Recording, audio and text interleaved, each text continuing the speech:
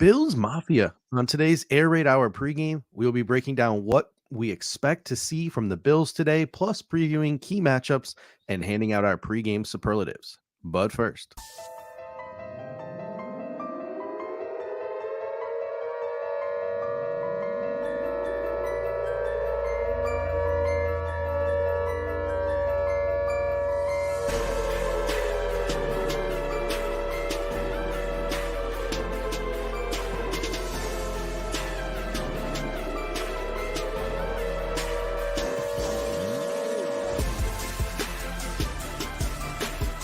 welcome to the Air Raid Hour, a Cover One Network podcast. Here are your hosts, Judge Mathis and Tilt Money. welcome in, ladies and gentlemen, to the Cover One Air Raid Hour Buffalo Bills pregame show. My name is Steve Mathis. You can find me on Twitter at the Bills Guys, and I am joined today by David Faux of the Cover One Roundup, filling in for Tilt Money this afternoon as the Buffalo Bills are about to take on the Washington Commanders. How you doing today, Dave?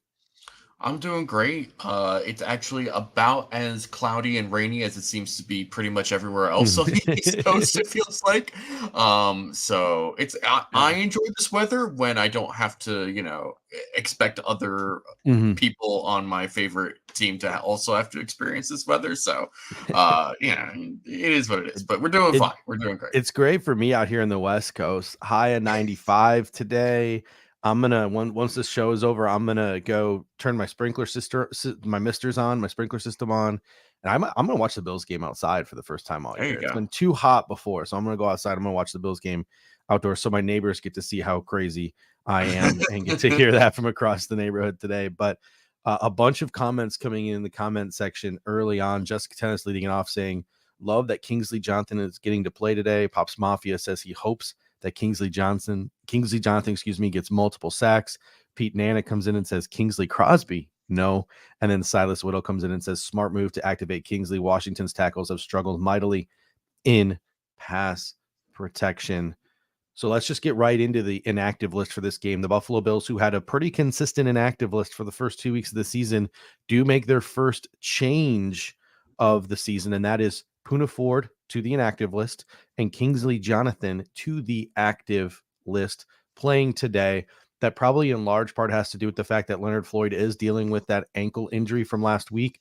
So if he has to leave the game at any time, the Buffalo Bills want more depth at that edge rusher position. But what are your thoughts on this one minor change to the Buffalo Bills inactive list this week?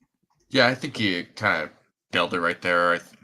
Having Leonard Floyd, who's been the starter for the first 2 weeks at edge, dealing with an ankle injury, you kind of play it a little bit closer. You want to be able to keep him healthy long term, and if it seems like he can play, but you also don't want to get lost in the shuffle if he re-aggravates this in a bad way, and then you only have like one or two guys to really help you at that position. So it makes sense. There was a couple people on social media pointing out, Sal Capaccio included, like, hey, maybe we see on passing downs, and we've seen it a little bit this year, maybe we see some Gregory Rousseau, kicking inside into the interior a little bit more now that they have this extra edge defender this week. Do you think that we'll see that at all, or do you think this is strictly just for the Leonard Floyd injury? I think that's I'd be in favor of it. I'd like to see it, especially against this Washington offensive line, which isn't great. Like, it's not terrible, but it's not great. The theme of the day for me is going to be attack Nick Gates. Yeah, I mean, seriously though, there's some weaknesses here. It's they've got some things, and I think what's been encouraging through the first couple of games defensively is that even though there's not been like a high blitz rate, the Bills are kind of near the bottom of the league in terms of blitz rate.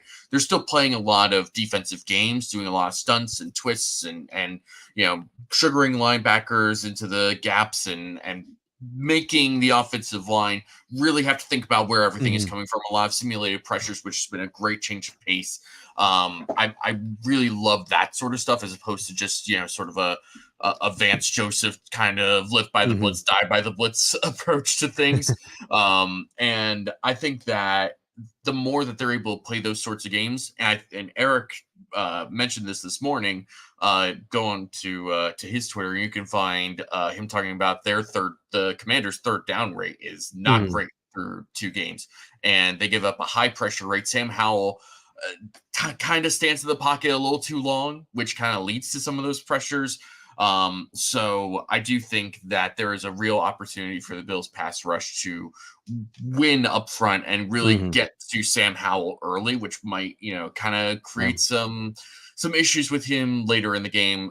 So yeah, I would love to see Rousseau as part of that in the interior.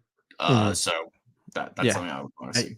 Sam Howell is an insane physical specimen. Like when you look at him, you're like, yeah, that's what a first round quarterback looks like. How is he not QB1 in that paltry draft class from 2 seasons ago? But the biggest knock on Sam Howell in college was how he performed under pressure. When he was blitzed, when he was pressured, his statistics in college were not great. So that's going to be one of the keys to the game for the Buffalo Bills is to get pressure on Sam Howell. And let's see if we can start to get him to force him to make some mistakes, which he hasn't really done thus far this season under the tutelage of Eric Bieniemy. Brendan P comes in and says, with Gibson and Robinson, I'd imagine they would have wanted Poona Ford today, but they have to have a backup for Leonard Floyd. It's not an issue now because the Buffalo Bills have actually been pretty top heavy with their rotation. Guys like Oliver, guys like Daquan Jones playing more than they have in years past. But at the same time, all it takes is one injury. And now you have 3 defensive tackles instead of 4. So that is something to keep an eye on, and fingers crossed the Buffalo Bills interior defensive linemen can stay healthy, because we're going to get to this in a little bit, but Brian Robinson will be a problem and something the Buffalo Bills will have to focus on in this football game. All right, before we get rolling for what we expect for the Buffalo Bills to do on offense, a quick weather report. 60s and cloudy, a little bit of a light rain to start the game. I know that there was some concerns because of a tropical storm that was rolling through, but all the reports on the ground say that despite days of rain, that the field looks good, field looks solid, and the footing will not be an issue. So we're going to get to talking about the Buffalo Bills offense, but first, a little bit on how you can help us here at Cover One.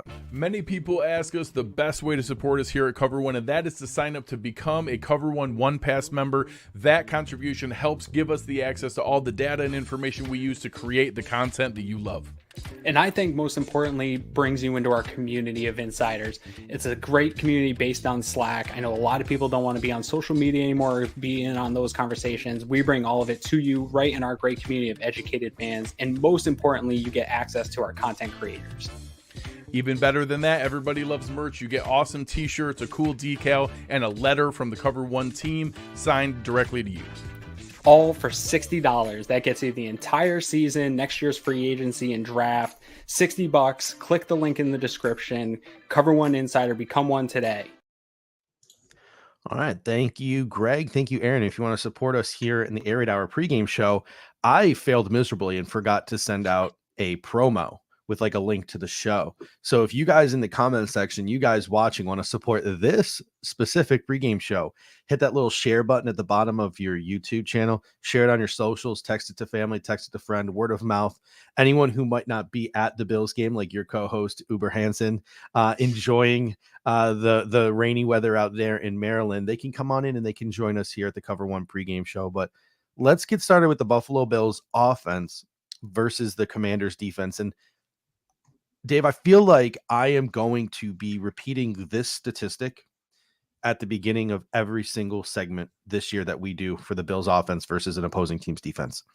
Last 2 weeks, the Commanders, 62% usage of too high shell, 6th most in the NFL. Vic Fangio's defense is spreading and continues to spread like wildfire. I expect that for the Commanders to increase even higher than 62% in week 3. I think they're going to force Josh Allen to be patient and take stuff underneath, and he's got to show consistency week to week because he did it well last week. But does that mean he's going to do it again this week? On top of all that, the Commanders probably feel, and they are correct in feeling this way, that they have a much better pass rush than the Las Vegas Raiders, and that this style of play for them is more sustainable because they can get pressure with 4 guys. What are your thoughts on what Josh Allen needs to do against a team that's probably going to drop a ton of dudes back into coverage and get pressure with 4? I mean, it's got to kind of look similar to what they did against the Raiders last week, right? Where, it's not a complicated thing what teams want to do against guys like Josh Allen, Justin Herbert, Patrick Mahomes. Like, you want to prevent deep plays. That's sort of been the consensus around the league in the last year or so, is how do we stop big plays? And you do that by playing those deep shells. You take away as many deep passes as you can and force quarterbacks to dink and dunk and try and take you apart as many plays at a time. Because either the quarterback will get impatient and try to force something, or, you go on these 15, 18 play drives. At some point, the odds keep increasing that a mistake is going to get made by somebody at some point during that. But Moneyball, baby. Exactly. So then you try to, as an offense, just be smart, play smart, execute your assignments, do what you need to do, keep your offense on schedule. Don't try to take too many crazy shots, but also don't play too conservatively, right? I think last week was kind of that perfect balance that we saw from Josh Allen of hitting those underneath throws correctly, hitting the on-time plays well, taking a couple of shots where he needed to take shots, right? Like a couple of those actually 3 of those Gabe Davis plays, right? The one that was on the offsides, taking a shot, knowing that he had the ability to just, rip it to somebody. And then on the scramble to the outside, hitting that pass deep to Davis. And then obviously the 4th and goal touchdown. It's like, it's 4th and goal. You either score or you don't. Who cares if it's a weird, wild play? Just go do something. Go make a play. That's when those natural over-the-top playmaking instincts need to kick in. Yeah, we got Brandon. Oh, sorry. Excuse me. Go ahead. I'm always here for comments. Brandon P comes in and says, last week's game reminded me of a Belichick Brady game. If Allen can do that week to week, that's dangerous. 100%. Yeah. You used the word dink and dunk earlier, but I think that I've decided as a Bills fan that when other quarterbacks do it, it's dinking and dunking and it's stupid and they're conservative. But when the Bills do it, it's death by 1,000 paper cuts and it's effective, and it is something that should be utilized on a weekly basis. So Brendan P comes in with a great comment, and I made that comment last week, and then it came to fruition. Josh Allen isn't like Trent Edwards or Tyrod Taylor, right? When they dink and dunk you, it's because that's all they can do. Josh Allen is more capable and can do things down the football field, and he can also do things with his legs. So if he can effectively dink and dunk, it truly is death by 1,000 paper cuts, because it forces the defense to stop doing that. And then it opens up stuff down the field, and then it opens up stuff for Josh Allen in the running game. So the Buffalo Bills and Josh Allen need to be consistent with it. They need to keep doing with it. And eventually defenses are going to lose their patience, and they're going to try to defend this football team another way. Yeah, it's death by 1,000 paper cuts and then a couple of really brutal stabs, right? Yeah, it's a good one. I think that was so funny that I think we lost him there with his internet connection. Either that or it's me, but I think it might just be him for a second. So he's frozen. He's back. You back? Okay. Talk. I'm gonna double check something real quick. All right. Looking at some of the statistics, the Commanders had 5 to 6 DBs on the field 81% of the time over the first 2 weeks of the season. They are amongst the league leaders in nickel defense. A little bit of a scare for Bills Mafia this week. Dawson Knox was out 2 days this week with a back injury. Shockingly to me, honestly. He was a full participant on Friday and not given a game time status. He will go today. So you have the Commanders, who like to go heavy with the DBs, play almost exclusively nickel, just like the Buffalo Bills. I feel like this week is really the start of the Buffalo Bills testing this 12 personnel out against some of these new age NFL defenses that go strictly nickel. What are your thoughts on how the Bills attack and whether or not they counter with something other than nickel? The Commanders counter with something other than nickel. Well, so I think for the Bills, I mean, it was obvious last year, right, that they wanted to do 12 personnel and then realized, like, oh, we don't have that second tight end. We thought it was O.J. Howard, and turns out he can't really play. They didn't really have another option outside of that, so then they just went back to that spread 11 personnel. So then you bring in Dalton Kincaid in the first round. You now have 12 personnel. You have Knox as your legitimate, like, one tight end as your Y who can move in and be in line and do the blocking and do the dirty work while also being a threat in the passing game.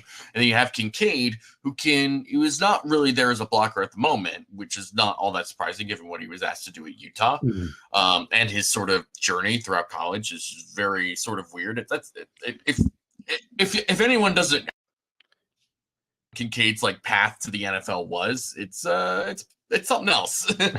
but with Kincaid, like, he presents a real legitimate option as a receiving threat. Like, we've seen in the first couple of weeks, Allen has trust number of passes, and I think we're just like right on the edge of really getting like a legitimate breakout game from Dalton Kincaid. I think this particular matchup with these linebackers and with this particular, I mean, Kendall Fuller is a really good nickel corner, but Kincaid is capable of beating corners. That's why you drafted Dalton Kincaid, is because he presents this sort of mismatch.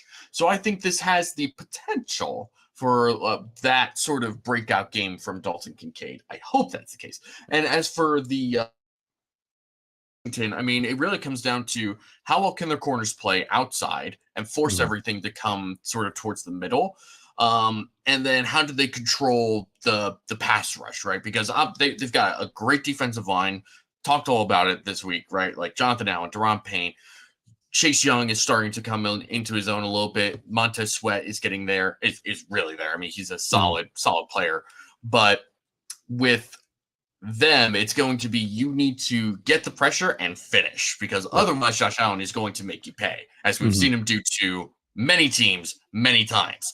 So you need to control those pass rush lanes, and you need to stay on as well, because now we've seen their ability to run the ball effectively with James Cook, and also with Latavius Murray and Damian Harris if they need to change things up based on what the defense is showing them, right? Like, the Bills have the ability to run the ball and do it successfully. Now it's up to the Washington defense to really get after it early and force the Bills to kind of change things up if they have to. And we got Silas Whittle coming in, speaking of the running game, and he says, listen, use motion and fakes to fool their linebackers, get the advantage off the tackles. And he follows up by saying Denver was really successful at running the ball on the outside, the tackles in the first half. We need to do the same thing. And let James cook. That's going to be probably part of the Buffalo Bills game plan today. You mentioned a little bit the ability for the Commanders to get a pass rush, and they've relied on a 4-man pass rush 75% of the time this year. They've only blitzed 23%. Essentially, on average, they're blitzing 1 in every 4 plays. The big 4 up front: Daron Payne, Jonathan Allen, Cameron Young, Montez Sweat. Payne, he didn't really have any stats of note week 1, but then last week he exploded for 5 pressures, a sack, 3 hits, a hurry, and a batted ball. Jonathan Allen has just been crazy for the last 2 weeks: 10 pressures, a sack, 2 hits, 7 hurries. Cameron Young didn't get a chance to play week 1 of the season, but he's in a contract year, and he followed it up last week with 7 pressures, 2 sacks, a hit, and 4 hurries. And then Montez Sweat has been pretty consistent this year as well: 10 pressures, 4 sacks through 2 weeks, a hit, and 5 hurries. How do the Buffalo Bills account for a team that can create game-breaking pressure with only rushing 4 guys? Well, you do your best to help your offensive line as much as you can, right? And I mean, you have guys like Cook and Murray. Really, I feel like all 3 of these running backs are capable in pass protection. I think Murray's probably the best out of the bunch. And we saw what they did against Max Crosby, Dawson Knox, to help isolate and attack him with certain protections. But it's a little easier when you can just isolate the one guy that is going to be the game record. The problem with Washington is they have a couple of different guys just on that front 4 that can just really change the game for you. So it's going to be up to you can do different things. You can change how things go, and you can obviously utilize like a quick passing game, obviously, and you can run the ball. But ultimately, it's going to come down to the offensive line winning one-on-one in a lot of situations. And where you can't get those wins one-on-one, you have to be able to help. You have to be able to bring in Knox or one of these running backs to help whoever needs it, and you got to be able to be flexible in that way. But ultimately, it is just going to come down to winning those one-on-one matchups up front. Yeah, to me, you mentioned the one-on-one matchups. To me, I would still make sure that you are leaving guys in to chip and help Spencer Brown in any way possible. I don't think he's ready to put his big boy pants on yet. I think that the Buffalo Bills still need to protect him as much as possible. So I think 15 times last week they left someone in to chip. Eventually, a lot of those times someone went out and ran a route, but they were at least early on chipping for Spencer Brown. Keep protecting Spencer Brown. Keep Dawson Knox in his hip pocket or however you want to go about doing that. But this is the reason why the Buffalo Bills improved their interior this offseason. Connor McGovern might not be a pusher in the run game, but he sure as hell is a pretty decent pass blocker. And he finally maybe got a little bit healthier last week and showed that against the Las Vegas Raiders. He needs to show that now against the likes of Daron Payne and Jonathan Allen. So Connor McGovern, this is why you were brought in, to help pass protect against some of these guys who create interior pressures. O'Cyrus Torrence, this is why you were drafted. I spent the entire offseason creating this narrative around O'Cyrus Torrence, and today I'm hoping it becomes a reality and not just a narrative. We drafted this guy because we needed a more powerful base, a more powerful anchor in pass protection, so guys can't just get right into Josh Allen's face and force him to leave the pocket too early, because as good as he is outside the pocket, you still want him to be able to throw it traditionally. So this is why O'Cyrus Torrence was brought in. He was brought in to handle the Daron Paynes of the world. He was brought in to handle the Jonathan Allens of the world. So a big test for your rookie O'Cyrus Torrence today. And as much as I want to talk about the running game as well, just the quick hitters, right? Utilizing motion, utilizing window dressing, getting the balls into the hands of Deontay Hardy, James Cook, etc. Stephon Diggs, that extension of the running game, getting the ball into his hands quickly. Just quick hitters. Test Barton, test Davis. Davis has had a pretty good year so far. Barton is solid, but they're not the greatest linebackers in the world. So you're going to definitely want to test those two. That's the biggest weakness on that defense, is those two linebackers. All right. The Buffalo Bills defense versus the Washington Commanders offense. The Commanders are 7th in the NFL in 11 personnel, 13th in 12 personnel usage, but there's no Logan Thomas today. So I think you're probably going to see pretty heavy usage of 11 personnel from the Commanders today. They use RPO with Sam Howell 5th most in the NFL, and he's built to do that. He's a pretty good runner, 19% usage. They got a new play caller there in Eric Bieniemy, who brings a lot of those Kansas City Chiefs concepts. Sam Howell has played relatively well through 2 games. I still don't understand how he was a 5th-round draft pick. Brian Robinson, Antonio Gibson in the backfield, Terry McLaurin, Jahan Dotson, Curtis Samuel in the receiving game. No Logan Thomas. So you're going to see John Bates and Colt Turner at tight end. That's the biggest probably weakness on that offense right now. We'll get to the offensive line in a moment, but the Commanders got some dogs at the skill position. What are your expectations from them today? I think that if Howell has time, he's going to find his guys and make plays, because Terry McLaurin is a great receiver and is probably one of he's probably one of a couple of guys in the NFL that is genuinely underrated to probably the general public, right? Where I don't think enough people really know how good Terry McLaurin is. Yeah. You see a couple of highlights of him on occasion, but because Washington's just been so bad, it's just hard to really give someone like that the juice that he deserves. But he's a really, really good player. And Jahan Dotson is somebody who can make a lot of catches. He's a pretty solid route runner. They've got guys, and really the one that I'm looking out for the most, we mentioned him earlier, is Brian Robinson, who is just a tough runner. I mean, this is somebody that can grind out tough yards. Now, you can look at the last couple of weeks and say, well, they went against Breece Hall, they went against Josh Jacobs, who led the league in rushing last year. But clearly, whatever's going on with the Raiders is not conducive to creating a viable offense in today's NFL. With the Jets, I mean, but they didn't really run Breece Hall all that much, right? You saw it last week against Dallas, where they just kind of, at some point, Nate Hackett just said, enough with that run game. Let's see what Zach Wilson has, which God, that's the Nate Hackett I remember. I don't know if anyone else feels that way, but that's the Nate Hackett I remember. The Nate Hackett I remember is the one who openly admitted that he wasn't prepared for Micah Parsons. He underestimated Micah Parsons. Crazy thing to say. The thing that makes me the most angry is we can't talk any shit because they beat us. That's what makes me. No. I can still talk. I can still talk about this. This is ridiculous. I've been pretty tame because we lost to them. So I've been pretty tame.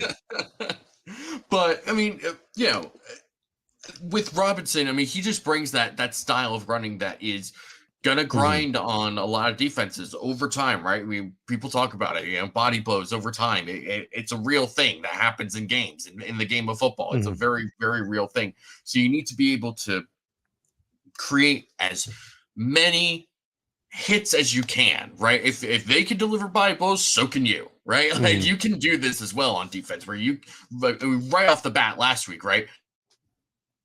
A tackle for loss, and it was a big play right off the bat, and it was pretty consistent throughout the rest of the game against the run. They just kept Ed Oliver and Daquan Jones lived in that backfield against the Raiders. They need to have a similar type of performance to be able to keep Robinson guessing, keep him thinking about where the holes are coming, and just make sure that you wrap up and deliver as many hits as you can.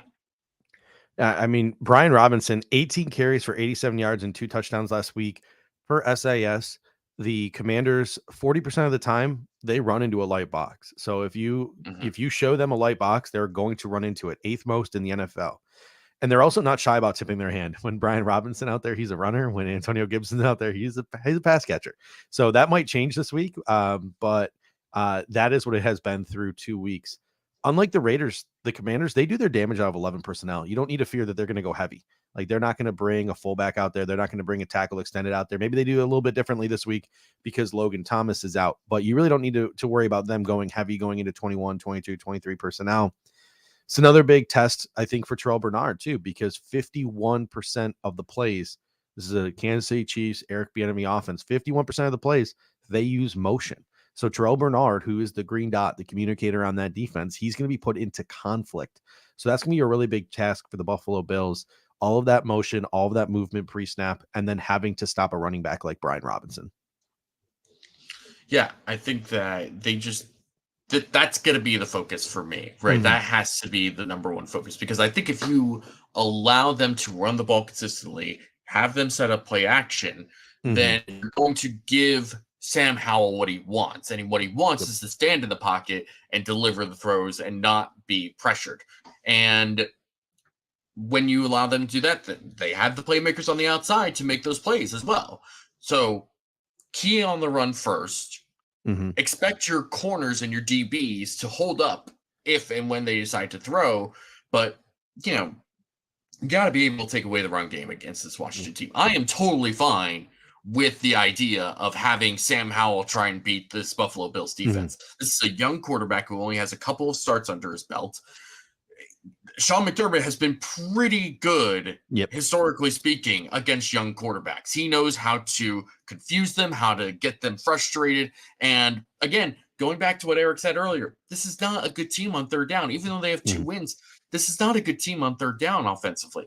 So if you get them into those situations where it's an obvious passing down, it kind of seems like that's going to be what you need to just make this as easy as possible. And if you're the Buffalo Bills, you got to get stops on 3rd and long. You cannot let this team, and you cannot let a young quarterback like Sam Howell get any confidence. I put on my list here my biggest concern was sort of what you hinted at, right? Brian Robinson pounding the rock, and then Terry McLaurin, Jahan Dotson down the field on play action. Big game-breaking plays off of the play action because Brian Robinson is sort of cooking in that backfield. That's my biggest concern. I think my second biggest concern is the Kansas City Chiefs, 11% usage of the screen pass. They run the 10th most screens in the NFL. The Bills have struggled a tad with that. Big plays off the screen game is a concern for me as well. Anything else stick out to you? Play action, Brian Robinson, the screen game, anything else stick out to you as sort of a concern for the Buffalo Bills defense this week? I mean, the screen game is a great one to bring up, but it is what it is when you play a more aggressive style of defense that involves a lot of moving guys right around the snap.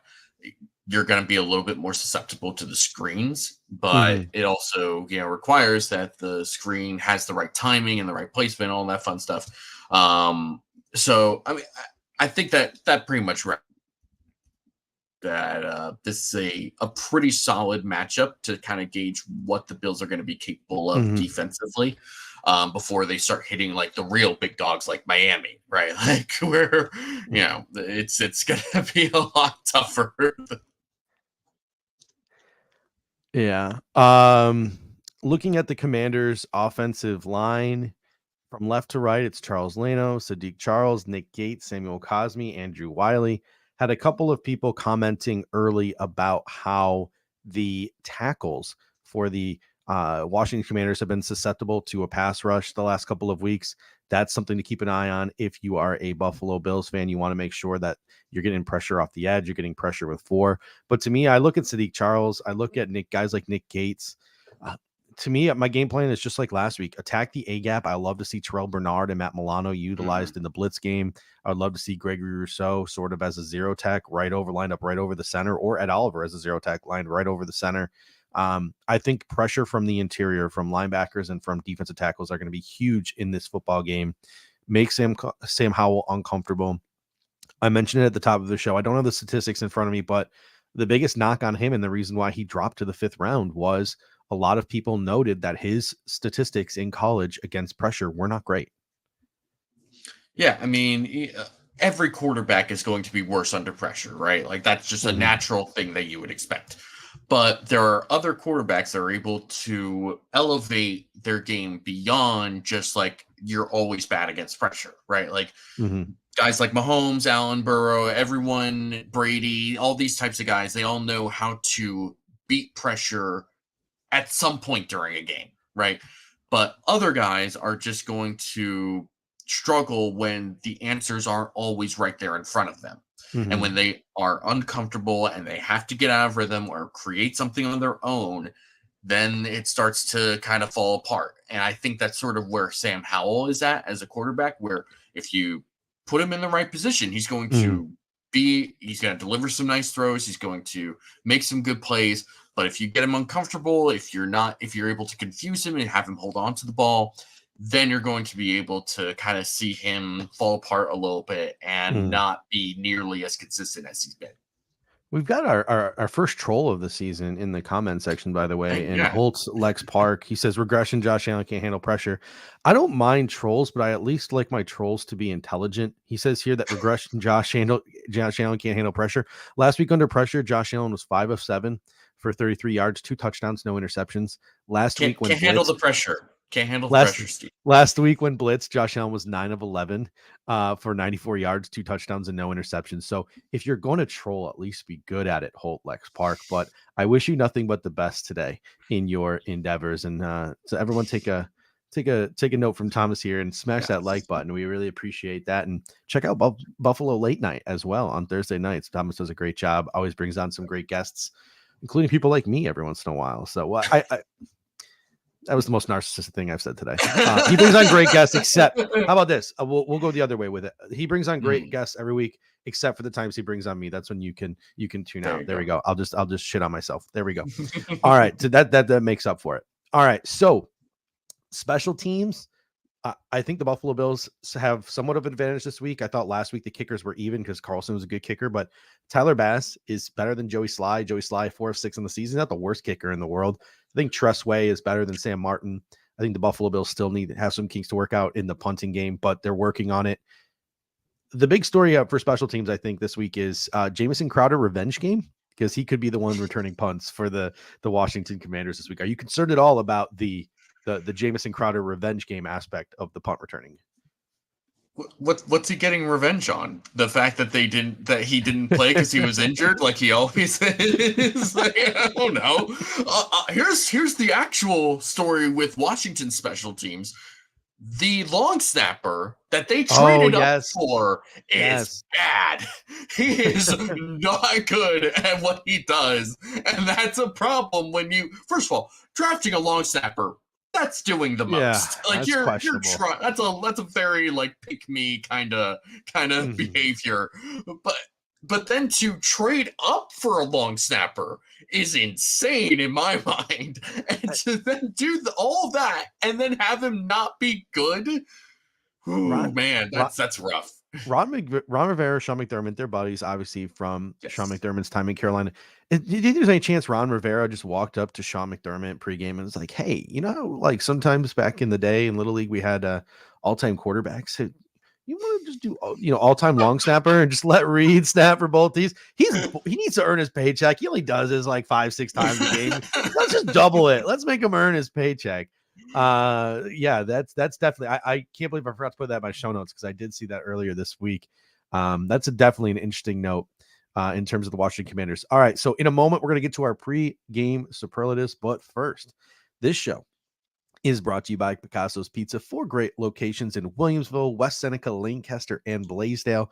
Buffalo Pizza since 1980. You can order online at picassospizza.net. And if you're an out-of-towner like us, you can even get it mailed to your home. And I can tell you from experience, it's just as good as getting it fresh from the restaurant.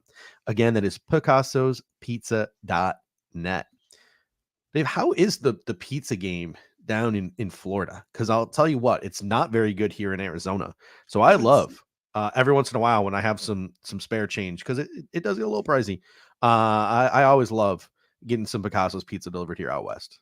There's some decent places, not great places. There is one great place, but it's like a solid 40-50 minute drive from where we're at right now. And like it's worth it because it's actually really good, but it's also a 50-minute drive to a place that I don't want to go to. I'll tell you what, wood fire pizza saved my life out here on the West Coast, because even though Buffalo Pizza is Buffalo Pizza, places like Picasso, that's what you crave, that's what you want, that's what I'm used to, like getting every weekend on a childhood basis. I was so spoiled as a child growing up in Buffalo. Wood fire pizza still slaps, so that is something that definitely saved me moving out here to the West Coast, because it's really hard to mess up a wood fire pizza. Like it really is. So that has saved me. But if you're not a wood fire pizza person and you're not in Buffalo, picassospizza.net, you can get that Picasso's pizza. All right, let's get to this pre-game superlatives. And we are going to start with our Take Me Higher player of the game. This is a star player for the Buffalo Bills who we believe needs to make some game-changing plays. Outside of Josh Allen, needs to make some game-changing plays in order for the Buffalo Bills to win this football game. I'll have you start. Who is your Take Me Higher player of the game? And as always, comment section, fill us in. Who is your Take Me Higher player of the game?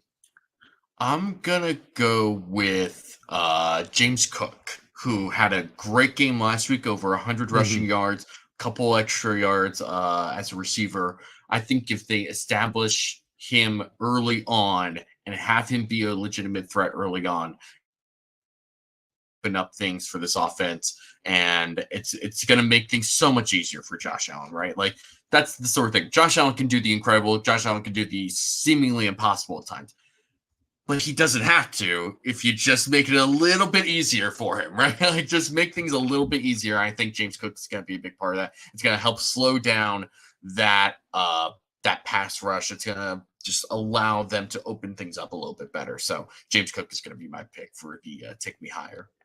Wilma agrees with you, comes in and says Cook and Davis need to take us higher. Charles G comes in and says, I'll go with Poyer. Run and pass D going to be huge.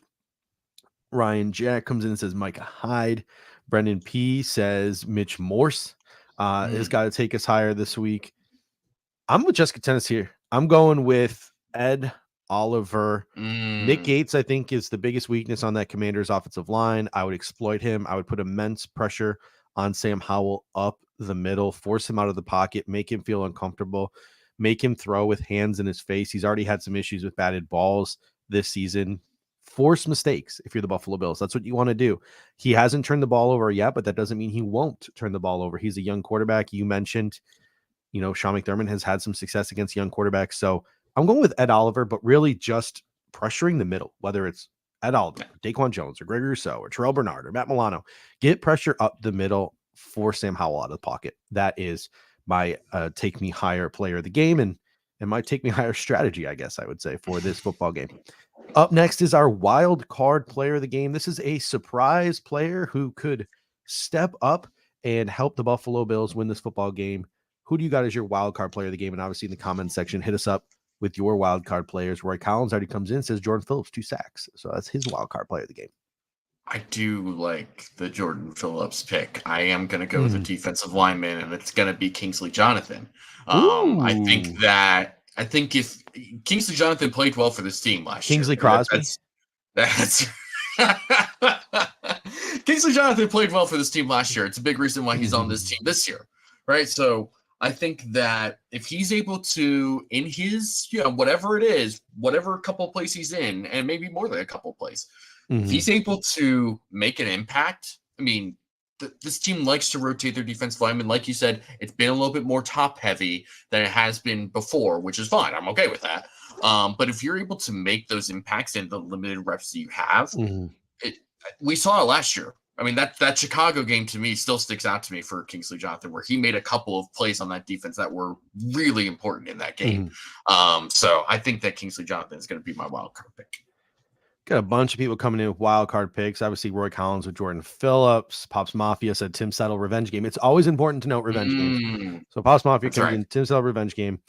Jeffrey Green says Dalton Kincaid. Brendan P says Reggie Gilliam. Ryan Jack says Spencer Brown and Christian Benford. Spencer Brown's a good one because if Spencer Brown has a good game, it likely means he stymied some of that Commanders pass rush, and the Buffalo Bills will definitely win the football game if that happens. Wilma F comes in and says Teron Johnson, pick 6 wild card. Pete Nana says Dawson Knox is blocking. Just kind of thinks she sees a big man touchdown this week. And Sophia G says Trey needs a pick. I've never been more confident in my wild card pick this week. And here's why. My fantasy team is hurting. And this week I have tried to make a multitude of trades in my dynasty league for a running back. And I have been pretty much unsuccessful. The one trade I did make this week was I flipped Dalton Schultz for Justice Hill, not knowing that Justice Hill got hurt in that Ravens game. So no running back there. Nick Chubb out. My fantasy team is struggling for a running back. I offered Ryan Talbot, Chase Claypool for Damian Harris. He laughed in my face. So I had to settle with Latavius Murray and Craig Reynolds this week. So with Latavius Murray as my starting running back in fantasy this week, I can almost guarantee you that the wild card player of the game will be Damian Harris. And I'm going to say two touchdown drives. He finishes off today inside the 5-yard line with a touchdown. Just despite my fantasy team, those carries will go to Damian Harris this week and not Latavius Murray. All right. Up next is our Respect You player of the game. This is a player on the Washington Commanders roster the Buffalo Bills have to respect in order to win this football game. It's probably going to be Daron Payne, in my opinion. I think that he's at the center of this defense. He sets the tone. He's a very physical, big, strong, athletic nose tackle. The last time that the Bills played the Commanders was when Cody Ford was starting at guard, and Daron Payne took him to task that entire game. A nose tackle had, I want to say 9 pressures in that game. Yeah, that was just about one of the most ridiculous stats I've ever heard in my life. And I think that if you allow Daron Payne to control things in the middle of the defense for them, then it's going to be a long day for the Bills. And so I think that they need to do whatever they can to help neutralize Daron Payne and work the rest out however they need to. Yeah, I mean, this is so easy, right? Like we had the conversation last week on the pregame show when we were talking about Devontae Adams. When the quarterback is like Jimmy Garoppolo or the quarterback is Sam Howell, as good as Terry McLaurin is, that's not a game-breaking player. Like, it's a player that can hurt you, but Terry McLaurin could go for 150 yards this week, right? And the Buffalo Bills could still win this football game if they control the Commanders on the ground, if they score point, etc. So to me, it's either Brian Robinson or that defensive line. I laid out the stats and the way that they've pressured the quarterback the first 2 weeks, not really blitzing a ton. So I'm gonna veer off a little bit this week, and I'm gonna go with a wild card Respect You player of the game. Okay. I'm gonna go with Emmanuel Forbes. Ooh, because he's a rookie. He's got sticky hands. He made a ton of game-breaking interceptions in college. If the Commanders can apply pressure, I think Emmanuel Forbes is a guy who can make a game-changing play today. So I hope it doesn't happen, but look out for Emmanuel Forbes in this football game. All right, on to our fire sale, our hottest take of the football game. Hit us up in the comment section with your hottest take of this football game. And Dave, I'll start with you. Hot take. The Bills have 5 sacks and 2 interceptions. Ooh, I like that. Pops Mafia comes in, says Bills hold Robinson a negative yards rushing. If we do that 2 weeks in a row, 2 weeks in a row. Has that happened before? I feel like I don't know. I want to know if that happens. NFL history here. Yeah. Stat Muse. I don't even know where we would go to look that up. James Cook improves upon his 159 all-purpose yards last week and gets 170 this week, says Ryan Jacks. That's a spicy one. I got like lambasted last week, and people said, "Oh, your hot take is not hot enough. It's not spicy enough." But I'm still trying to manifest it in reality because it didn't happen. So I'm gonna go with this every week until it happens, pretty much, for my hot take of the game. Unless there's something that really sticks out to me, I'm trying to manifest into reality a Dalton Kincaid, Dawson Knox combined for 10 plus catches, 100 plus yards, and a touchdown this week. That's what I want to see. The Bills were inch closer last week, still didn't get to fruition, but give me 10 plus catches between the two of them, 100 plus yards, and a touchdown. And I'm sorry in advance to the comment section who last week already lambasted me for that not being spicy enough. I'm going with it again, trying to manifest it. Sophia G comes in and says Dalton Kincaid 2 touchdowns. This is what I'm talking about. That's spicy. Mine is definitely not as spicy as that one. Mine's mild wing compared to these flaming hot ones here. We got Brandon P coming in and says Josh Allen 90% completion percentage. AJ Jackson comes AXN Jackson comes in. Action Jackson. Wow, that took me way too long to figure out. Milano literally knocks someone's pants off. Sack fumble for Epinesa. Diggs 150 yards from Charles G. Defensive touchdown from Jessica Tennis, who I almost just put in timeout there. Sorry, Jessica, I clicked the wrong button when I'm trying to put your thing up on the screen there. Pops Mafia says Kincaid on his own is going to go over 100 yards. Roy Collins says Gabriel Davis 3 touchdowns. Jeffrey Green says I think James Cook gets 250 yards rushing and 4 touchdowns today. This is what I'm talking about. Mine is just like, mine's not even mild anymore. Is there something below mild? Like I'm just eating a plain chicken wing with no sauce on it compared to some of these hot takes. Jordan Poyer's driver, highest scoring offense this week. And then Groot has 3 sacks, says Renaissance Man. So this is what I'm talking about. People bring in the fire in the comment section with some of these hot takes. And as always, just remember the general rule for hot takes. It's the Colin Cowherd theory, right?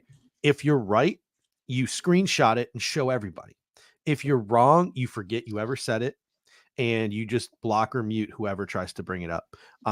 So up next, ladies and gentlemen, is our game predictions. We're going back to the future here. Paint a picture for us in the comment section. Dave, paint a picture for us. How does this game go? What does the final score look like? I think it's going to be a little tight early on, but I think the Bills will probably pull away somewhere late in that second quarter. I think is when you'll start to see the Bills in control of the game. I think they win ultimately 34-21. We got some predictions rolling in. Brendan P says 33-14. Ryan Jack says 31-17. Washington offense doesn't get going in the second half. Roy Collins says Judge, your hot takes are an icicle in January. My game prediction, I think the Buffalo Bills control this game early. But I think unlike the Raiders game, I think that this Commanders team is pretty legit. I think they got a pretty good offensive play caller in Eric Bieniemy. I don't think that they'll be able to put the Commanders away in the second half. I think the Commanders get the ball last with a chance to win it, but the Buffalo Bills shut them down. So I'm going to go with the Buffalo Bills 27, Commanders 23 as my game prediction. And honestly, that would probably not be great for I'm probably gonna have an ulcer by the end of this game, or a heart palpitation, something of that nature. If that just does come to fruition. Yeah. Adam Michael Feaster comes in, says 27-17 Bills. Charles G says 27-16 Bills. Sophia G comes in, says 35-21. Aiden comes in, says Milano 3 interceptions, a pick 6, and a fumble for a touchdown. 2 touchdowns for Matt Milano today. Again, just getting real spicy. Why not? Roy Collins says 33-20, and Aiden just says Bills. Just Bills. There we go. We don't need a score. We just need a Bills dub. Who cares how we get it? Even though if we get it like 6-0, I'll still be sad. All right. So, ladies and gentlemen, thank you so much. Dave, really appreciate you for helping me this afternoon. You can catch us. Well, yeah, I guess you can catch us because you got Cover One Roundup tomorrow at 7, right? So you got the Cover One Roundup at 7. And then after the Cover One Roundup, you have us here at the Air Raid Hour reacting to Bills Commanders at 9 p.m. So you got 4 straight hours of unfiltered, unadulterated Buffalo Bills commentary. Hopefully it is not a therapy session and it is a celebration of the Buffalo Bills going 2-1. Also, don't forget that the Cover One postgame show is live tonight following the game. And as always, head on over to cover1.football in the hour or two after the game, and your postgame report will be there waiting for the people to read. Any final thoughts before we head out of here? Go Bills. Yeah. There you go. Well, that's typically how we end the show. We end the show with the Go Bills. So you're jumping the gun here, but always appreciate it. Ladies and gentlemen, in the comment section, we appreciate you as always. Jessica Tennis, I don't secretly hate you. I love the back and forth that we have going every week. I love that you hold me accountable for my dumbass takes. I appreciate that. And we appreciate all of you guys in the comment section. I say it every week. This show would be 30 minutes of us just shooting our takes back and forth if it wasn't for you guys holding us accountable in the comment section, making great comments, spicing things up with your hot takes, right? So thank you guys so much in the comment section. Head on out. You got 10 minutes. Get your beverages, get your pizza, get your wings ready to go. Hit up the bathroom one last time. Do what I do just to hydrate yourself so you never have to use the bathroom during a football game. And until next time, ladies and gentlemen, go Bills. Go Bills. Thank you for watching tonight's episode of the Air Raid Hour. Make sure to hit that like button on the way out. If you are catching the show on demand, leave a reply in the comments section and we will respond over the course of the week. You can always listen to every episode next day on all major podcasting platforms, including Apple Podcasts and Spotify, by searching Air Raid Buffalo. Thank you for your continued support, and as always, go Bills!